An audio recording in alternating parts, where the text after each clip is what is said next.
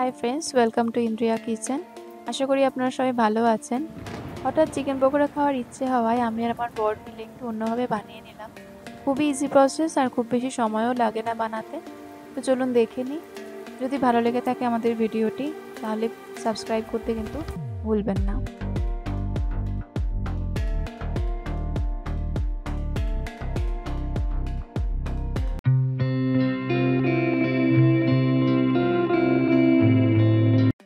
এখানে সবার ফার্স্টে খানিকটা বোনলেস চিকেন নিয়ে নিয়েছি। তার উপর থেকে দিয়ে দিচ্ছি কাশ্মীরি লঙ্কা গুঁড়ো হাফ চামচ, তারপরে দিয়ে দিলাম ধনে গুঁড়ো, তারপর হলুদ গুঁড়ো, এখানে দিয়ে দিলাম হাফ চামচ মতো কর্নফ্লাওয়ার,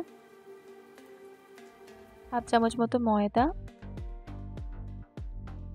আর পরিমাণ মতো লবণ। এখানে দিয়ে দিলাম হাফ চামচ মতো রসুন বাটা আর ডিমের সাদা অংশটা।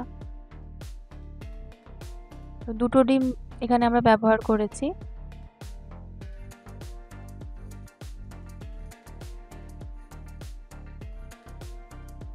তো এবার এটাকে ভালো করে মিশিয়ে নেব।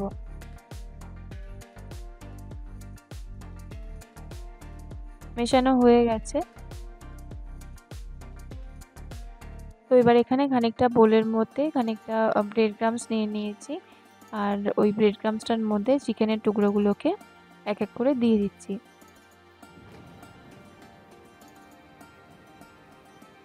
দিয়ে এবার এটাকে ভালো করে ব্রেড ক্রাম্বসটার সাথে মিশিয়ে নিতে হবে।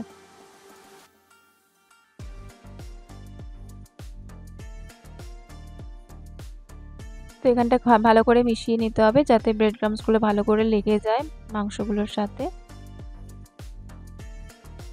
তার উপর থেকে দিয়ে দিচ্ছি এখানে 1 চামচ মতো চিলি ফ্লেক্স আর 1 চামচ মতো অরিগ্যানো। ওটা ভালো করে মেশানো হয়ে যাওয়ার পর একটা প্লেটের মধ্যে মাংসের টুকরোগুলোকে এভাবে রেখে দিলাম, আর উপর থেকে ব্রেড ক্রাম্বসগুলোকে এভাবে ছড়িয়ে দিচ্ছি। তো আমাদের মাংসের ম্যারিনেট পুরোপুরি রেডি। এর থেকে বেশি কিছু আর লাগবে না। এবার একটা প্যান নিয়ে নিয়েছি, প্যানটাকে খানিকটা গরম করে নেওয়ার পর এখানে পরিমাণ মতো সাদা তেল দিয়ে দিচ্ছি।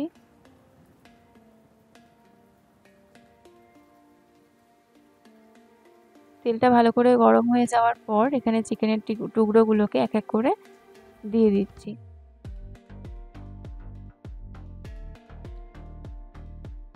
এবার এটাকে ভালো করে একটু উল্টে পাল্টে ভেজে নিতে হবে লাল লাল করে।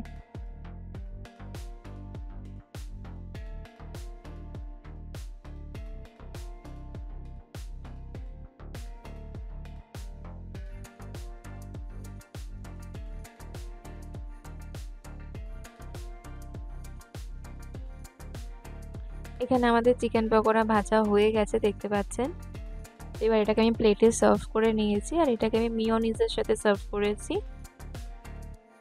আপনারা আপনাদের পছন্দ অনুযায়ী যে কোনো কিছুর সাথেই সার্ভ করতে পারেন। আর এখানে দেখতে পাচ্ছেন চিকেনটা খুব ভালোভাবেই সেদ্ধ হয়েছে। তো আমাদের এই রেসিপিটা যদি আপনাদের ভালো লেগে থাকে তাহলে প্লিজ সাবস্ক্রাইব করে দেবেন, যতটা পারবেন লাইক করবেন, শেয়ার করবেন, আমাকে কমেন্ট করেও জানাবেন। আবার আসবো আপনাদের কাছে নতুন কোনো এক রেসিপি নিয়ে। ততক্ষণ আপনারা সবাই ভালো থাকবেন, সুস্থ থাকবেন। টাটা।